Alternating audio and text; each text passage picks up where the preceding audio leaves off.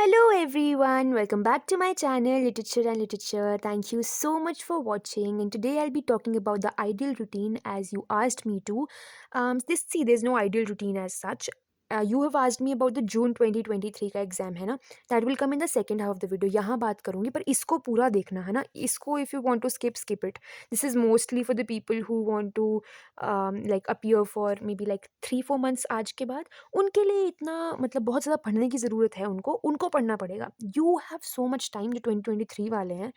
मतलब you are lucky कि आपने सोच लिया है कि आप तब के लिए आज से आप you want to know a routine, you want to know everything. I am I really promise I will try to be as try नहीं, I will be as honest as possible भी नहीं, I am going to be very honest. So you will benefit. आप स्किप कर लो video, आगे से देख लो. वहाँ पे आपको पूरा मैं एक्सप्लेन करूँगी कैसे कैसे है. ये वीडियो मैं दूसरी बार रिकॉर्ड कर रही हूँ. पहली बारी में कुछ प्रॉब्लम हो गई थी तो पहले थोड़ा-सा मेस अप हो गया है यहाँ पे, sorry. Okay, so this is the ideal routine for me. I used to wake up at 8:45, 50, and then 15 minutes, freshen up, do whatever, and then begin revising. Do not start a new topic first day in the morning यार. आप first day जब आप सुबह उठते हो आप बहुत fresh होते हो, उसका फ़ायदा उठाओ. आप चीज़ ऐसी करो जो आपको मन नहीं करता अदरवाइज़ करने में, बोर्डम आता है जिस चीज़ से. You can do it in the morning easily because you are very fresh. On the other hand interesting चीज़ें तो तब भी हो जाती हैं जब आप थक जाते हैं. Do that towards the end, और मतलब लेटर इन द डे और maybe in the night whenever you feel like. तो मेरा क्या रहता था, I would get up at this time. 9 o'clock I would start my revision. And revision कैसे, copy पकड़ के नहीं, notes I would not even see. All I would do is close my eyes, think think what I read. And chronology में सब कुछ, मतलब ऐसा नहीं सोचना है कि पेपर में MCQs आएंगे. You don't have to work like that. You have to say ऐसा होना चाहिए कि कोई उठाए, बोले बताओ भाई इसके बारे में, पूरा पता होना चाहिए विदाउट एनी हिंट. इस लेवल की तैयारी चाहिए, क्योंकि गेसिंग आपको नहीं आएगी तब तक जब तक आपको इस लेवल की तैयारी नहीं है. गेस वर्क करना तभी पॉसिबल होता है जब आपको जो आपका नॉलेज बेस है वो बहुत अच्छे से तैयार है ना. तो पहला काम रिवाइज करेंगे. ये यूजुअली मेरा 1 घंटे का रहता था पर कई बार 2 घंटे का हो जाता था, इसलिए मैंने यहाँ पे क्वेश्चन मार्क ड्रॉ किया है. बिकॉज यू डोंट नो आपको कितना टाइम लगेगा रिवाइज करने में. टारगेट बनाएंगे तो अच्छा है आपका रिविजन का. पर अगर आप टारगेट को आई मीन सरपास कर रहे हो, आगे जा रहे हो, नथिंग बेटर देन दैट. आपका ये टारगेट होना चाहिए कि 11:30 से पहले आपका सारा रिविजन हो जाना चाहिए. अब उसमें आप कितना रिवाइज कर सकते हो उतना बेटर है. आज का मतलब कल का करो, पिछले कल का भी कर लो, उससे पिछले कल का भी कर लो. डू एवरीथिंग जितना भी हो सकता है. और उसके बाद you start with the new topics. ठीक है. अच्छा, इसमें ऐसे भी नहीं करना है कि जैसे जैसे आज मैंने कुछ किया और मान लो हफ्ता पहले मैंने कुछ किया था. कोशिश ये करनी है कि आप वो हफ्ते पहले वाली चीज़ रिवाइज करो, क्योंकि वो आपको याद नहीं रहेगी. चांसेस हैं कि 2-3 दिन पहले वाली आपको याद रहेगी. तो प्रायोरिटी इस तरह से फिक्स करनी है कि आपको पहले क्या करना है. प्रायोरिटीज बड़ा इंपॉर्टेंट है. You should know what is important for you, right. You can not be revising something which will not come in the exam, something which has very less chances of coming in the exam. This no point of doing that, right. तो prioritising is very important. Then you start with the new topics. Now अब ये मज़ेदार period है, आपको मज़ा आएगा इसमें. 11:30 से 2 बजे तक मेरा एक टाइम स्लॉट होता था पढ़ने का. I use to study during this time and this used to be around 2.5 hours. ये हो गया आपका बाकी का. इसमें आप पढ़ भी सकते हैं, रिवाइज भी कर सकते हैं. आप डिपेंड करता है कि आप किस स्टेज पे हैं, आपको क्या चीज़ की ज़रूरत लग रही है कि आपका रिविजन प्रॉपर है तो ठीक है. नहीं तो नया टॉपिक आप कर सकते हैं, पर मैं फिर भी एडवाइस नहीं करूँगी. You should not. आपका जो प्लान होगा ना, आप जब प्लान बना लेंगे पूरा हफ्ते का कि मेरे ये इस दिन पे हो जाना चाहिए. अगर आपको वो प्लान हो गया है ना, नई टॉपिक करने की कोई ज़रूरत नहीं है. You will do it tomorrow. Only if you know you feel कि आप टायर्ड हैं, आपसे याद नहीं हो रहा है, आपसे रिवाइज नहीं हो रहा है, only but that should not be a daily का थिंग, है ना. Sometimes it's okay. Then you can perhaps write it down, something you can write down, you can make notes. और वो कल का टारगेट आप आज थोड़ा सा कवर कर सकते हैं. लेकिन आज का जो रिवीजन रह गया वो कल हो जाना चाहिए अंडर एवरी सर्कमस्टांस, हर कंडीशन में, क्योंकि revision is going to help you. Writing will not help, it will not help. So even तो सम पीपल से कि पता है लिख के याद होता है, लेकिन वो भी एक लेवल है ना कि आप एक लेवल तक ही कर सकते हो ना. आप ज़्यादा लिख लोगे आपको कन्फ्यूजन होगा दिमाग में. ये भी बहुत होता है. मतलब मुझे I think I use to get confuse between Thomas Hardy and George Eliot. Like look, मतलब मैं कंफ्यूज भी किस में होती थी. मतलब there is no way I could have gotten confuse between the two of them, but I still got confused, right. ऐसा होएगा स्टार्टिंग में, आपको राइटर्स में भी कन्फ्यूजन होगा, वर्क्स में कन्फ्यूजन होगा. पर ये कन्फ्यूजन ना हो इसके लिए रिविजन बहुत ज़्यादा इम्पॉर्टेंट है, राइट? ओके, उसके बाद जैसे आपके पास जैसे 6 टू 8 आपने रिवाइज़ कर लिया, ये कौन-सा रिवीजन है? जो आपने आज पढ़ा है ना, वो भी रिवाइज़ होना चाहिए आज के आज। फिर कल की सुबह उठ के आप फिर रिवाइज़ करोगे, पर आज के आज वो रिवाइज़ होना चाहिए, नहीं तो you don't have to consider कि आपने कोई 2 राइटर्स कर लिए हैं, अगर आपने वो याद नहीं किए हैं। I don't think that should be considered, right? आप कंसिडर ही नहीं करेंगे, अपने आप को वो सैटिस्फैक्शन दो ही मत कि हाँ, मैंने राइटर लिख लिया। लिखने से क्या होगा? रिवाइज़ करना है ना? तो ये गलती बहुत लोग करते हैं। I really want you to know this is a big blunder, big, big blunder. और फिर कोई फ़ायदा नहीं है ना कि आपको एग्ज़ाम के बाद पता चले कि ये कितना इम्पोर्टेंट था। आपको आज ही पता होना चाहिए। तो ये आप जो आपको टाइम बच गया, आपका फिर भी पढ़ने का मन कर रहा है, आप रिवाइज़ करो, रैंडम रिविजन्स करो। जो मन में आए, जिस ऑथर के बारे में मन में आए, उसके बारे में सोचना शुरू कर दो। You don't have to see your notebook. वो रिविजन मतलब बहुत इफ़ेक्टिव नहीं होता है। आपको दिख जाएगा, आपको लगेगा आपको याद है। वो नहीं करना है। आपको रैंडमली थॉट आया, ठीक है कि थॉमस हार्डी रिवाइज़ करते हैं। मन में सोचो क्या लिखा था नोट्स में, फिर बीच में नहीं याद आएगा। फिर जल्दी-जल्दी अपनी नोटबुक देखो, अच्छा, अच्छा ये था, फिर आपको वो याद रहेगा। उससे याद रहता है कि जब हम गलती करते हैं ना, वो चीज़ हमें ज़्यादा याद रहती है। तो वो याद रहते हैं, बड़ा मज़ा आएगा। आप इसको थोड़ा-सा आप अपना इसको हैबिट में इनकलकेट करो, you will really start enjoying this, okay? ये एक अच्छा अल्टरनेटिव है, लेकिन आपका फ्रेंड अच्छा होना चाहिए। योर फ्रेंड शुड बी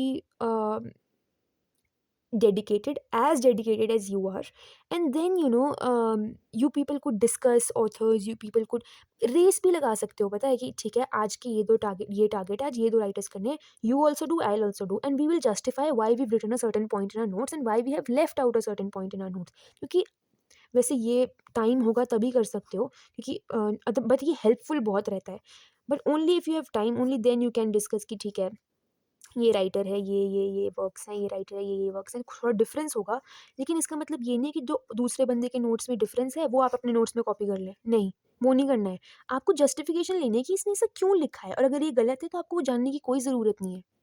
सो 2 दिमाग चलेंगे तो बेटर रहता है।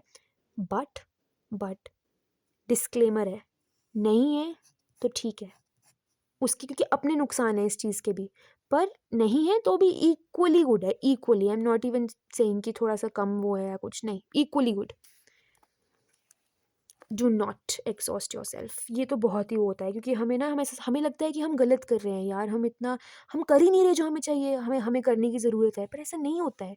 6 घंटे ना बहुत होते हैं, बहुत। अब आप मुझे बोलोगे यार नहीं, नहीं, नहीं 6 घंटे नहीं, 10 घंटे तो यार मिनिमम पढ़ना ही चाहिए। ठीक है, ऐसे लोग होते हैं, मैंने देखे हैं 10 आवर्स पढ़ने वाले, पर कई बार पता है मुझे क्या लगता है कि उनका कंसंट्रेशन लेवल नहीं है। क्योंकि अगर आप देखो, जब आप एग्ज़ाम लिखते हो 3 घंटे का, आप कितने कंसंट्रेटेड होते हो, है ना? होते हो ना? तो आपका 3 घंटे में कितना सही आउटपुट आता है वहाँ पे, आप कितने अच्छे से आप लिखते हो वहाँ से, फिर ड्रेन्ड हो जाते हो। अगर आप 6 घंटे अच्छे से पढ़ सकते हो ना, nothing like it, nothing like it. लेकिन इट डज़न्ट मैटर 6 घंटे, 8 घंटे, कोई फ़र्क नहीं पड़ता है। आपको मैंने बता दिया टारगेट कैसे बनाते हैं। आपको पता है इतने राइटर करने हैं, इतना टाइम है, तो मुझे 1 दिन में इतने राइटर्स करने हैं, तो मेरे पास कितना टाइम है, मुझे कितना टाइम लगेगा।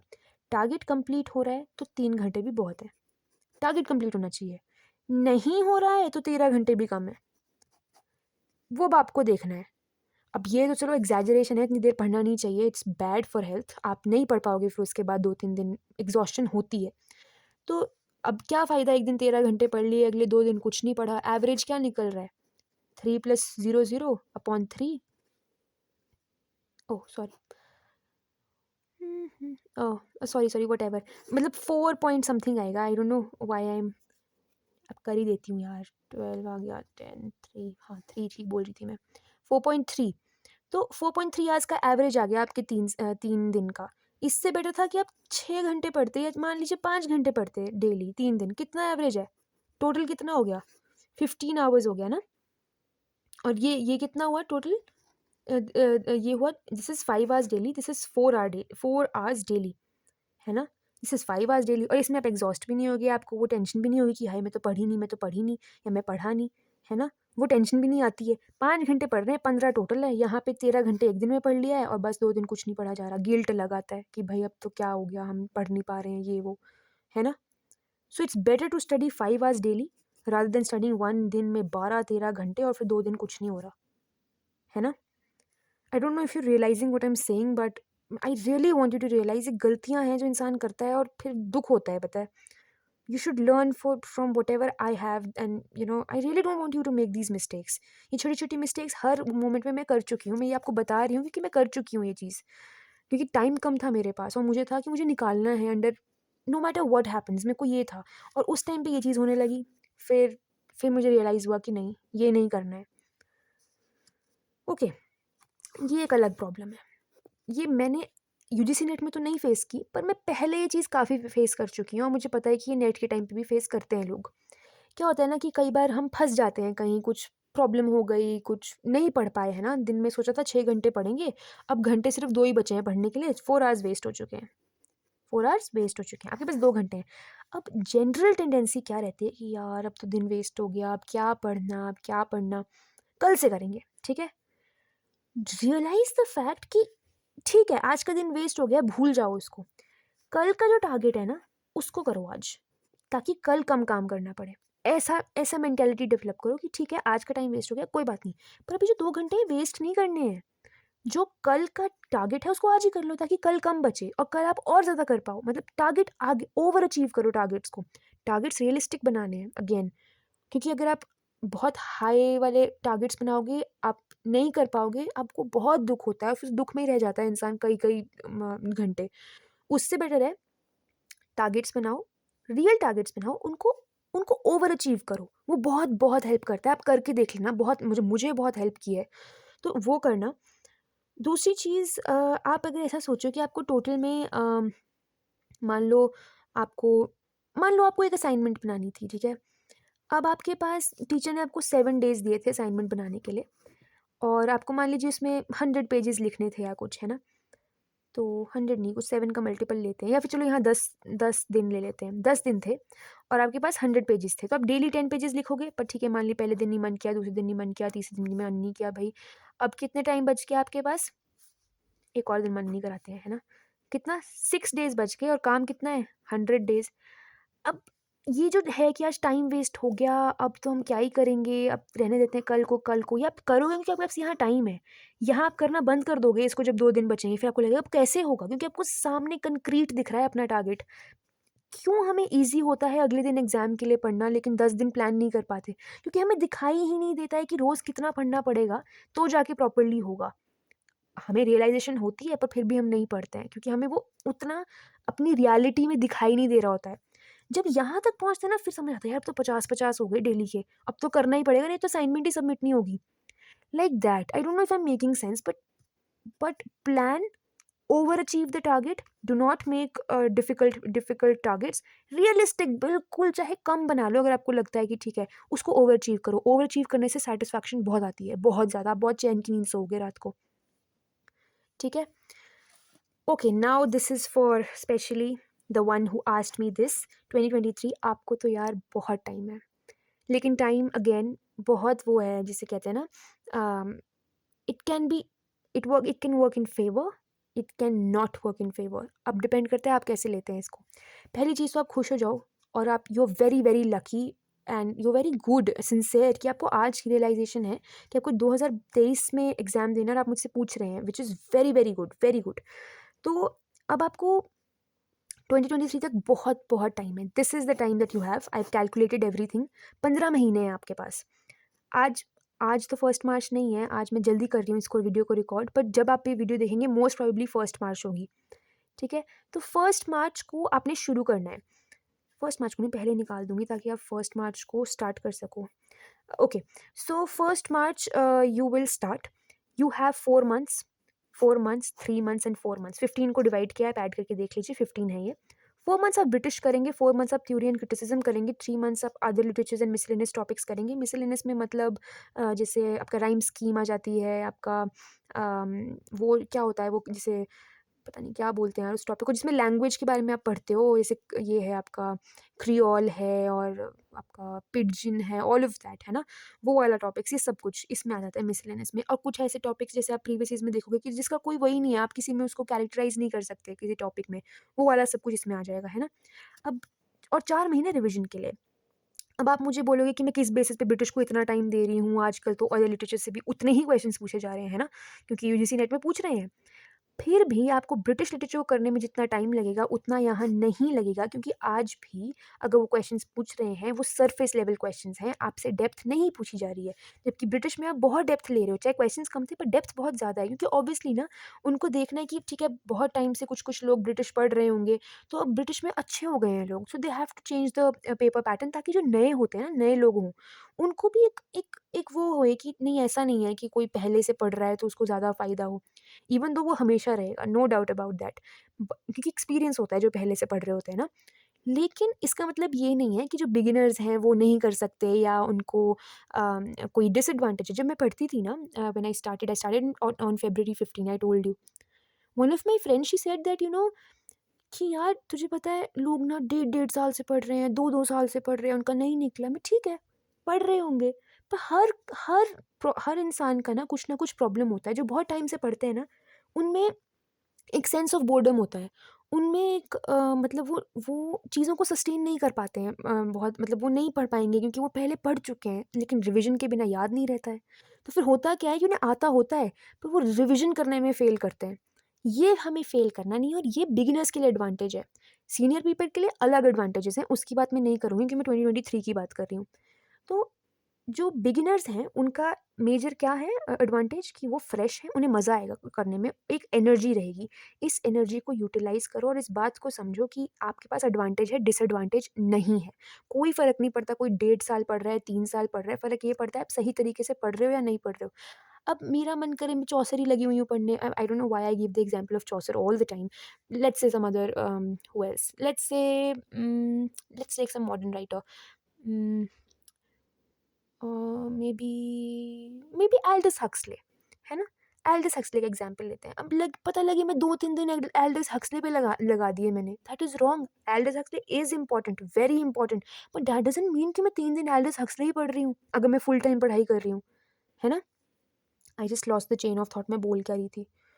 तो मतलब ये है कि आपको आपको पता होना चाहिए आपको कितना पढ़ना है, और कोई फ़र्क नहीं पड़ता कि कोई कितने टाइम से पढ़ रहा है, उसका एक्चुअली कोई फ़र्क नहीं पड़ता है। और ये चीज़ मैं एक्सपीरियंस से बोल रही हूँ, क्योंकि मैंने खुद ये चीज़ बहुत सुनी है लोगों से, कि यार कोई 1.5 साल, कोई 2 साल, उससे ठीक है। अब पता है, कोई बोलेगा बार-बार तो टेंशन तो होती है ना खुद को, कि हाय पता नहीं कितना आता होगा, ऐसा होता नहीं है। पर रिविज़न का लैक होता है, क्योंकि आपको आपको चाहे जितना मर्ज़ी आता है, फ़र्क ये पड़ता है कि अपने एग्ज़ाम से, जैसे एग्ज़ाम यहाँ है, तो आपने 1, 2, 3, 4 महीने पहले तक आप क्या कर रहे हो ना, उससे सबसे ज़्यादा फ़र्क पड़ता है। इवन तो आपने चाहे दुनिया जहान मतलब सब कुछ पढ़ डाला हो, लेकिन अगर आप यहाँ वो सारा कुछ रिवाइज़ नहीं कर सकते, तो आप नहीं कर पाओगे एग्ज़ाम क्लियर। रिविज़न, अच्छा, रिविज़न आप यहाँ कैसे कर पाओगे? अगर आपने पहले बहुत बार रिविज़न किया होगा, तो जो चीज़ आपने 1-2 साल में या 1.5 साल में जब भी सीखी, वो अगर आप लास्ट 4 मंथ्स में रिवाइज़ कर सकते हो, नथिंग बेटर देन दैट। और अब यही सारा कुछ आप लास्ट 1 मंथ में रिवाइज़ कर सकते हो। वो बार-बार रिविज़न करोगे ना, तो आप एक लेवल पे पहुँच जाओगे कि आप 1 महीने में भी सब कुछ रिवाइज़ कर पाओगे। मैंने किया है। मैं आपको वो टाइम टेबल भी शेयर करूँगी, बट टाइम आने पे, अभी नहीं। तो आपको यहाँ सब कुछ रिवाइज़ करना है। अब रिविज़न में आप बोलोगे कि इतना तो कैसे ही कर सकता है। पता है क्या होगा, जब आप बार-बार रिविज़न करोगे ना, जैसे मैं आपको बताती हूँ कि सुबह उठ के आप रिवाइज़ करो, रात को अम, जैसे आपने आज जो पढ़ा वो भी आज रिवाइज़ करो। इससे आप एक टाइम पे ऐसे आओगे कि ठीक है, किसी ने बोला एल्डस हक्सली, पूरा याद आ जाएगा आपको, दोज़ बैरन लीव्स, और आपका देखो, मेरे को 2 महीने से रिविज़न नहीं है तो याद नहीं आ रहा। बस जो भी दोज़ बैरन लीव्स, आपका आइलैंड, आपका ब्रेव न्यू वर्ल्ड, अभी मैं ये आगे-पीछे बोल रही हूँ, पर ये क्रोनोलॉजी में आपको याद आएँगे। 100% आएँगे, आते थे मुझे, आएँगे आपको भी। तो उस टाइम पे फिर आप 1 महीने में रिविज़न कर लोगे, ये हो जाता है, इसमें कोई बड़ी बात नहीं है। आपको नहीं समझ आएगा, always I am always there, you can write it down, और मे बी चलो ठीक है, you can write it down for now, अभी तो जून तक बहुत टाइम है। पर ओके, अब देखो, अब मैंने आपको ये तो बता दिया कि 4-4 महीने करना है। आपका जून लास्ट तक 30 कितने दिन होते हैं यार जून में? 30 डेज़। 30th जून तक आपका ब्रिटिश लिटरेचर हो जाना चाहिए। आपको 30th जून को हो जाना चाहिए, क्या मतलब है? याद होना चाहिए। अगर आपने सिर्फ़ नोट्स बनाए हैं, आपका ब्रिटिश लिटरेचर नहीं हुआ है। हुआ ही नहीं है, कंसिडर नहीं कर सकते आप उसको। 30 जून तक आपका ब्रिटिश लिटरेचर कंप्लीट होना चाहिए इस साल के। और देखो, इस टाइम के अराउंड ही आपका पेपर भी होगा, अपना नेट का। तो आप चाहे अपीयर ना होंगे, लेकिन जब आप क्वेश्चन पेपर देखेंगे, एनालिसिस डालूँगी मैं उस टाइम पे, डेफ़िनिटली डालूँगी। तो जब आप क्वेश्चन पेपर देखेंगे, तो आपको पता चल जाएगा कि आपकी तैयारी सही थी या नहीं थी, और अगर नहीं थी, then you are doing something terribly wrong. जो कि नहीं होगा अगर आप फॉलो करोगे कि मैं जो बोल रही हूँ। मतलब मैं ये नहीं बोल रही हूँ I am the best and I can just tell you the everything, नहीं। बट आई थिंक कि एक I think I do have an idea कि अब मैंने एग्ज़ाम दिया है, तो मैंने चीज़ों से सीखा है। So I think I don't want you to make the mistake which I did. So 30th June तक आप ब्रिटिश लिटरेचर कंप्लीट करेंगे कुछ भी करके, ठीक है? अब बीच में मैं बात करूँगी, आपके एग्ज़ाम्स भी आएँगे ये वो, उसकी बात करते हैं, पर पहले हम ये देखते हैं। अक्टूबर एंड तक आपको थ्योरी और क्रिटिसिज़्म हो जाना चाहिए, इतना ही ठीक है, अब तो कोई भी कुछ भी पूछ लो, मुझे आता है। जनवरी में आपका अदर लिटरेचर और मिसलेनियस कंप्लीट हो जाने चाहिए टिल जनवरी, मतलब अक्टूबर से जनवरी के बीच-बीच में। उसके बाद जनवरी से जून तक आपका रिविज़न होगा। और ये रिवीजन अब होने लगेगा कि आपको पता है जल्दी-जल्दी चीज़ें रिवाइज़ होंगी कि आपने बहुत मेहनत की है रिवीजन में पहले, फिर आप जल्दी रिवाइज़ कर पाएँगे। फिर लास्ट 1 महीने में भी आप तभी रिवाइज़ कर पाएँगे अगर आपने पहले बहुत सारे रिविजन्स किए हैं, है ना? 40 प्लस कहती हूँ मैं, and I mean it 40 plus, है ना? काउंट नहीं करना है, आपको खुद ही आइडिया हो जाएगा कि हाँ, इतने टाइम रिवीजन कर लिया, इससे ज़्यादा लगते हैं, ये फिर भी कम है। अम, ओके, अब ठीक है, अब आपको ये मेजर पता चल गया कि जून 2022 तक आपका ये हो जाना चाहिए। अब आपको डेली का कैसे पता चलेगा? लेट्स से आपको 300 राइटर कवर करने हैं और 300 राइटर्स हैं। आप 300 राइटर्स कवर करो और 300 राइटर्स कवर करने हैं आपने, तो अब आपको पता है आपके पास कितने दिन हैं, ये मैंने निकाल दिया है आपकी डेट्स। 122 डेज़ हैं, 2 दिन बफर रख लो कि कई बार कुछ-कुछ हो जाता है, आप नहीं ही पढ़ पाते हो, जस्ट ताकि आपका टारगेट वो ना हो। मैंने आपको बताया कि ओवर अचीव करना ठीक है, टारगेट पे नहीं पहुँचे तो बहुत दुःख होता है और फिर उसके गिल्ट में बहुत टाइम निकलता है। 300 राइटर्स आपको करने हैं 120 दिन में, इसका क्या मतलब, और इतने ही हैं, you can go with this. अगर आपको नहीं लग रहा ना पता कि आपको नहीं समझ आ रहा प्रीवियस ईयर क्वेश्चंस ये वो, तो 300 राइटर्स 120 डेज़ में आपको करने हैं। इसका मतलब आपको रोज़ कितने 1.5 राइटर्स करने हैं। इसका ये मतलब है कि आपको रोज़ 2 करने हैं, लेकिन कभी-कभी आप अगर 1 ही कर पाए, which should happen only once in like 2-3 days, तो आप यू गुड टू गो, है ना? यू गुड टू गो 2 मैं इसलिए बोल रही हूँ, फिर जो आपका 0.5 है ना, अब मुझे नहीं पता मैं आपको समझा पा रही हूँ आप, क्योंकि 0.5 का आपके पास वो है, गैप है, which means over the period of how many days, 120 days, this will amount to 12 5 से 600, so 60 that means 60 extra writers जो हैं आप जल्दी कवर कर लोगे। 60 राइटर्स आप टाइम से पहले कवर कर लोगे। हम कवर करना चाह रहे हैं इसको यहाँ तक, है ना, 30th जून तक। आप 30th जून से काफ़ी पहले यू विल बी एबल, 30 जून को मतलब आई डोंट नो कि मैं सेंस बनाऊँगी या नहीं, पर जैसे 30 इंटू 2 60 होता है ना, तो आप 30 डेज़ 2-2 राइटर्स करोगे तो 60 होंगे। पर 60 राइटर्स आप ऑलरेडी जल्दी चल रहे हो। इसका मतलब ये है कि आप जून 1 जून के अराउंड आपका कवर हो जाएगा। आपके पास 30 डेज़ बच जाएँगे, आप पूरा ब्रिटिश रिवाइज़ कर सकते हो, है ना? तो rather than doing 1.5 you do 2 writers. 2 writers कितने होते हैं यार? 2 राइटर्स एक दिन में करना बहुत बड़ी बात नहीं है ना? 2 राइटर्स करने हैं और आप कर लोगे, बहुत अच्छे से कर लोगे, क्योंकि I just feel that you guys have a lot of potential and anyway, so 2 writers करने हैं और ओह! ये क्या हो गया इसको? हाँ, तो 2 राइटर्स करने हैं डेली बेसिस पे और याद करने हैं। इतना कि अगले दिन आपको वो बिना नोटबुक देखे याद होनी चाहिए, है ना? 2 राइटर्स करोगे आप ऐसे रोज़ के रोज़। ये मैंने वही चीज़ लिखी है कि मेमोराइज़ करना है, अच्छे से रिवाइज़ करना है। You can not think that you have done 2 writers if you don't memorise, ठीक है? अब आपके बीच में एग्ज़ाम्स आएँगे, है ना? फिर आपका ये टाइम टेबल बिगड़ेगा, फिर आप नहीं कर पाओगे 2 राइटर्स डेली। अब एक चीज़ मैं आपको बताती हूँ, जब एग्ज़ाम्स होते हैं ना, अब मुझे नहीं पता ये आपके साथ होता है कि नहीं होता है, पर मेरे साथ तो ऐसा होता था कि चाहे चाहे कुछ भी, चाहे टाइम वेस्ट कर रही हूँ मैं पिछले दिन, है ना? पर अगले दिन एग्ज़ाम है तो कुछ और नहीं करूँगी, एक्सरसाइज़ नहीं करूँगी या घूमने नहीं जाऊँगी, जस्ट बिकॉज़ अगले दिन एग्ज़ाम है। चाहे कुछ नहीं कर रही हूँ, चाहे बैठ के बस मोबाइल पे लगी हुई हूँ, है ना? ये होता है, लेकिन ये करना नहीं है। आपको ये रियलाइज़ेशन होनी चाहिए कि यूजीसी आपके लिए ज़्यादा इम्पोर्टेंट है और कुछ मिनट स्पेयर करने से आपका अगले एग्ज़ाम पे कोई फ़र्क नहीं पड़ेगा। और इस एग्ज़ाम पे ऐसी हालत ही क्यों बनने देनी कि आपको लास्ट डे आपको अपने रूटीन कॉम्प्रोमाइज़ कर देनी है। पहले इसका, वैसे मैं आपको यूजीसी का प्लान बना दे सकती हूँ, पर अब 2 राइटर्स डेली प्लस आपका जो कॉलेज का काम है उसको भी इसमें डिवाइड करो। आपका प्लानिंग, मैंने आपको प्लानिंग करना बता दिया, आपकी प्लानिंग होनी चाहिए। प्लानिंग के बिना नहीं, वो कहते हैं ना, if you are failing to plan you are planning to fail, है ना? Planning is very important. तो आपने ऐसे करना है। अब देखो 2 राइटर्स करने हैं दिन में, है ना? कितना टाइम लगेगा आपको ऑनेस्टली, जो 2023 के लिए प्रिपेयर कर रहे हैं, आप दोनों राइटर्स को maybe you can give 1 hour each, more than enough, more than enough. आप दिन में सिर्फ 2 घंटे पढ़िए अपने राइटर्स में, ये 2 राइटर्स हो गए। इसमें भी आपको 30 मिनट्स लगेंगे नोट्स बनाने में, इससे ज़्यादा नहीं। कई बार होता है कि बहुत एक इम्पोर्टेंट राइटर हो जाता है, तो ऑब्वियसली आप आगे तो चल ही रहे हो, आपके पास 1.5 राइटर्स करने हैं ना, पर आप 2 कर रहे हो। तो कभी-कभी एक राइटर होगा जिस दिन बहुत बड़ा कोई मेजर राइटर है, दैट्स फाइन। लेकिन इसमें एक और चीज़ है, ऐसा नहीं करना है कि 2 छोटे-छोटे राइटर्स थे जिनको इतना भी टाइम नहीं लगना था, तो आपने 2 ही किए। तो आप 3 कर सकते हो, ये आपको फ्लेक्सिबल रखना पड़ेगा। टारगेट ओवर अचीव कर लो, पर टारगेट में कभी लिखना नहीं है कि मैंने 3 करने हैं। टारगेट में लिखना उतना ही है जितना आप कर सकते हो, जितना आइडियली आपका प्लान अलाउ करता है। पर फिर कई बार बहुत छोटे-छोटे राइटर्स होते हैं, उनको ज़्यादा पढ़ने की ज़रूरत नहीं है, तो आप फिर तीसरा राइटर कर सकते हो, है ना? तो only and only when you have small writers here, not very important, then you have to do this one. Otherwise revise, revise, revise and revise. और कुछ नहीं आपको, अगर मान लीजिए आपके पास 2 घंटे हैं, 2 घंटे आप पढ़ना है, टोटल में 2 ही घंटे पढ़ना बहुत है आपके लिए, पर 2 घंटे पूरी कॉन्सेंट्रेशन से पढ़ना है। और अगर नहीं पढ़ रहे हैं तो मैंने बता दिया आपको कि टारगेट अचीव करना है, फिर चाहे आपको लगें 3, 4, 5। लेकिन इसका मतलब ये नहीं है कि हमारे पास ज़्यादा टाइम है तो अब मैं तो पूरा पढ़ने लगूँगी कि हाँ जी, कहाँ कहाँ he was born, who he married, how he died, because these will not come. Of course for people like Wordsworth you should know that he married twice, but वो बहुत रेयर होता है वर्ड्सवर्थ का, क्योंकि उससे कनेक्शन है, because he went to France, है ना?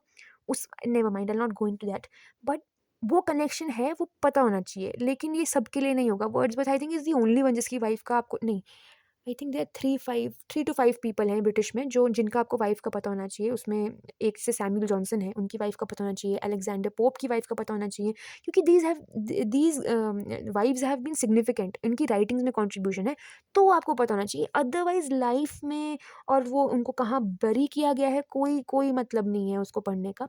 अब देखो, पूछा तो कुछ भी जा सकता है, पूछा तो कुछ भी जा सकता है, पर अब क्या मतलब आप सब कुछ पढ़ोगे? आपको याद भी तो रहना चाहिए ना।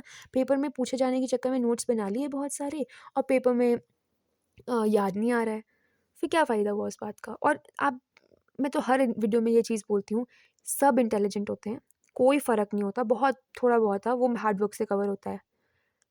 गलती पता है कहाँ होती है कि हम अपने आप को अंडर एस्टिमेट करते हैं और हमें लगता है कि जो साथ वाला है वो बहुत इंटेलिजेंट है और उसने तो सब कुछ कर लिया होगा। आप बस ये चीज़ समझ लो कि आपका जो कॉम्पिटिटर है वो आपके ही जैसा है, आपके ही जैसा है। कई बार क्या होता है, हमारा ना बैकग्राउंड एवरेज होता है, हमारा ऑनर्स में या नॉर्मल इंग्लिश में नंबर अच्छे नहीं होते, तो हमें लगता है यार कि शायद हम नहीं हैं अच्छे, पर ऐसा भी नहीं होता है यार। सब लोग पढ़ते नहीं हैं, मतलब ग्रेजुएशन में बहुत लोग नहीं पढ़ते हैं, तो नंबर नहीं अच्छे आते हैं, बट जस्ट बिकॉज़ आपके नंबर अच्छे नहीं आए, इससे आप ये सोच लो कि आप कैपेबल ही नहीं हो, तो वो तो गलत है ना? तो आई टोल्ड यू क्या करना है, never under estimate yourself. You hold a lot of potential and you know it, deep down you ask it, you know it, है ना? बहुत पोटेंशियल होता है, सब में पोटेंशियल होता है, right direction at the right time, और उसको फॉलो करना इज़ वेरी इंपॉर्टेंट।